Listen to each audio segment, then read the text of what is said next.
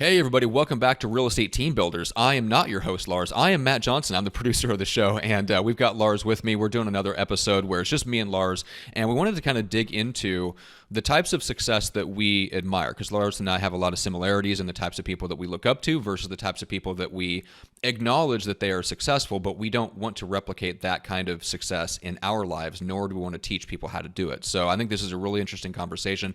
So first of all, Lars, what's up, man? Not too much, man. This is going to be a good conversation, though.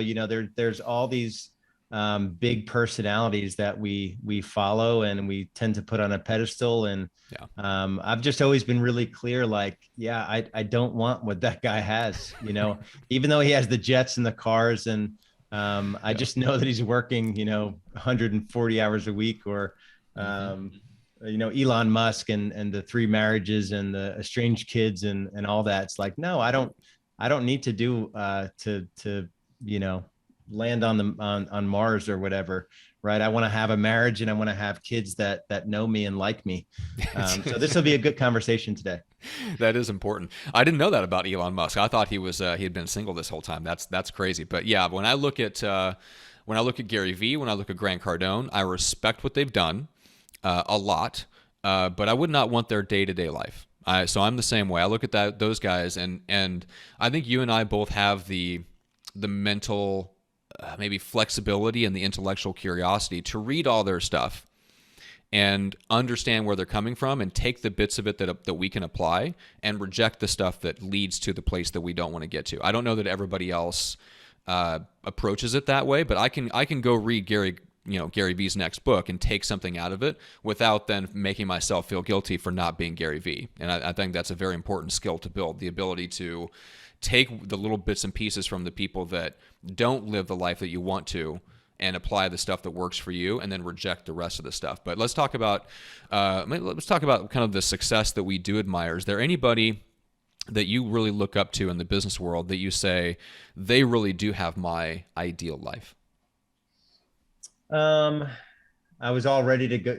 Let me first go off on that tangent that you were gonna before we get to the guys that we do model. Okay. It's this the hashtag rise and grind, and there's something that you said in that intro. Most people are modeling that. They actually can't take what's maybe good. They're going to say, okay, well, if Gary Vee tells me to get up at 5 a.m. and he tells me to work until 1 a.m., that's 4 hours of sleep, and I'll figure it out. I'll get it done. And there's all this collateral damage, and so I think I think we have to acknowledge the fact that these guys are big personalities all over social media, and they're leading people into this hustle fallacy where if you just, there's only one Grant Cardone. There's only one Gary Vee, right? You're not gonna be able to just do what they do and have the level of success that they're having. Yep. And the damage that you'll do to your family, to your physical body, to your spiritual health, is significant. And those guys don't, they don't really talk about it. I was in a group once. I went to an event. And you would know the group if I mentioned. This was back in 2015, and I came as a guest, and I was invited to join this group. It was a mastermind, and so after the event, the guy, the guy that ran the event, we had a conversation. I said, it's so glaringly obvious that there's no conversation about, they had these like 5 pillars, and there was nothing around family.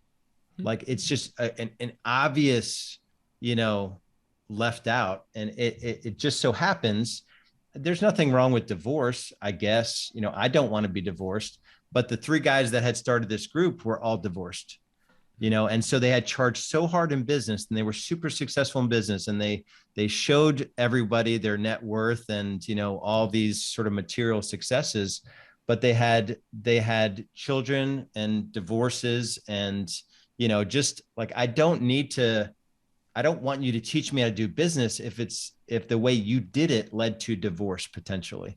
Yeah. And so it's not even a judgment statement. It's just like, you just need to be really freaking careful the people that you listen to, Hmm. And so anyway, so that's just all that came up as you were kind of giving your intro, and I didn't want to lose it. No, I love it, and I feel the exact same way. I am very careful who I model, and I look at more than just the business success because for a lot of the same reasons. Like Gary Vee to me is just as much a cautionary tale as a success tale. Even if he gets everything that he says that he wants, even if he ends up buying the jets and all that stuff, and that's all great. But just the process of what I know that it takes for him to get there, if he gets there, I've already determined that's not worth it. Like that's not a trade I'm willing to make, right? So Yeah. let's get into who you do admire. What's one person that comes to mind? Yeah. So I've studied a lot of Michael Hyatt's work.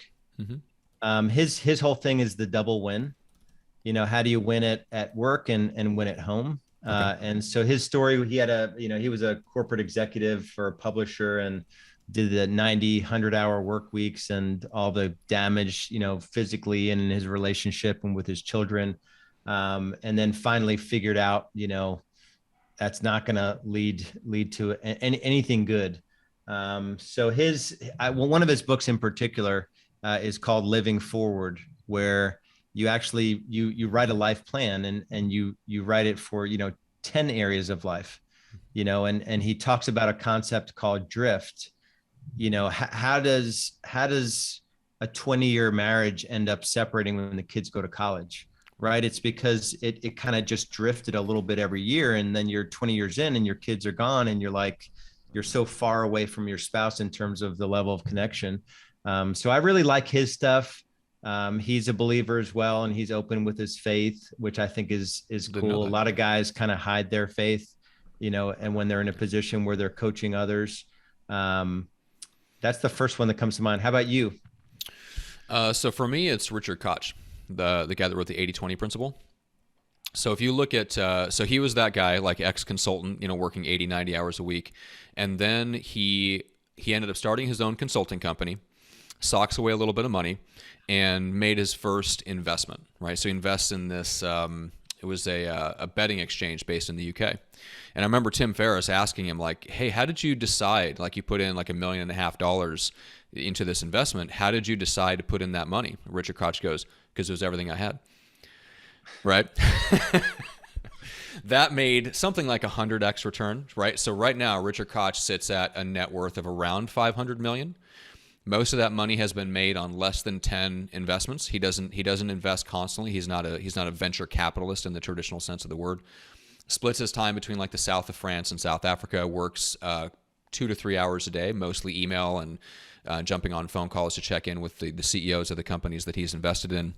But he's not a workaholic, lives the exact lifestyle I'd want to live, and made his money in the exact way that I would want to make it. So like the goal for me, based on listening to conversations, and I think I've read everything Richard Koch has ever written, following that lifestyle and that's that 80/20 approach, it really changed my life plan. Right, my life plan was going down a certain path, and I decided no, like I want to build my company to a certain point, and then probably not going to go become a real estate investor or start flipping notes in multifamily and all this stuff.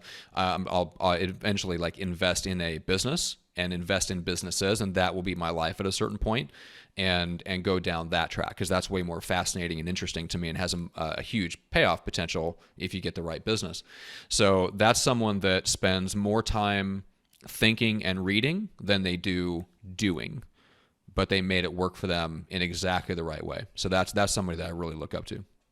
Yeah, it's interesting, and I've even seen, I always wonder, like, is this a day that Matt is on today, or is he off today? Like, what kind of work are you doing today? You're doing the stuff with the I forget what you're calling it, with the music work that you're doing. Prayer prompts. Yeah. Yeah, the prayer prompts, and I know I can't get you over email, so now I email your operations person if I want to get a message to you. So I definitely see you modeling, Yeah. even if you may not be at the 500 million net worth Yeah. at this point. I definitely see you modeling how you want to live your life, even, Mhm. and I think there's something to be said for that. I think a lot of guys that are like the Gary V wannabes, they want it now. Where I think, what I've seen in you, and I know I've done this. It's it's like, what's the rush? Yeah. Like make the right moves, but don't be so impatient, where you're gonna in the real estate team building world, it's like, I'm going to spend all this money on Zillow leads and it's just going to snap all of a sudden be this, high functioning team. And it never is. It's Yeah. inefficient and it's, losing money and super stressful. And it never turns into something that is of any lasting nature. So, any comment around that? We're in a similar space, but any comment that you've seen around people just wanting the success, instantly versus, none of these guys had instant success. No, no, nobody that's had lasting success. The people that I really respect are, they're on their 10th book, they're on their 12th book. I mean, Dan Sullivan from Strategic Coach, I think, said that the coaching business didn't even really take off until he was in it for over 15 years, Yeah, which is it's funny. remarkable. I was in strategic coach in Right. his highest level, and so I'm literally in his home in Toronto, and talking to him face to face. And I asked him that question Did you? exactly. I said, why? How is it that? Because I think I figured out he was about a $30 million company at that point. Mhm. And I said, how is it that you made it to this point? Like, what was give me the answer? Like, give me the one answer. And you know what he said? He said, what did he say? I'm the only one that stayed in it long enough. Like, so his reason for success was that he's just stayed consistent. He said, we had years where we scaled up to 5 million and then we went down and then we scaled to 10 and then all the way back down to 5. And, Wow. it wasn't this like just logical, everything worked out perfectly. He bankrupt twice, so it was just interesting to hear him say, just a normal guy. He's like, I didn't do anything special at all. Yeah, I He's like, love I was that. just consistent with it over 30 years. Like, and we get a little antsy, I'm only 8 years into real estate B school. And I'm like, when is this thing going to scale? It's like, I have 22 years left, you know, like if I'm gonna be in it as long as and stay committed as long as Dan Sullivan, it's like we just need to be engaged and love our businesses long enough, and not have them drive us crazy to the point where we want to get out of them. That's my biggest struggle. So I thought that was just an interesting comment. It is. I love it. I wasn't sure what the time frame was, but I'd heard that from a couple of other people, just kind of through the grapevine over the years. And there's a couple things to piggyback off of that. Number one, I think when we look at the urge to grow the business as fast as we can, I think the first question to go back to, like just inwardly, is how much of that is ego, right? How much of that is wanting to get on the podium on the next event or be called out by your brokerage as the top team in your state, top team in the country, then it's the top team in the world. Then I think once you get like in the circles that we run in, you realize that never stops, right?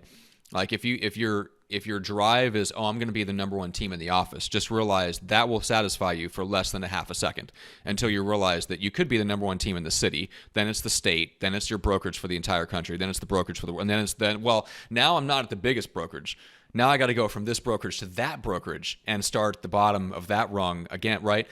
And then you'll find yourself sitting around going, should I bring my private plane pilot on from part-time to full-time? Because I really need to go to more event. You know what I'm saying? Like it never ends, right? If that is if the reason that you want to grow is like this deep gnawing inner need from the ego side to be recognized and stuff, just understand that never gets fulfilled.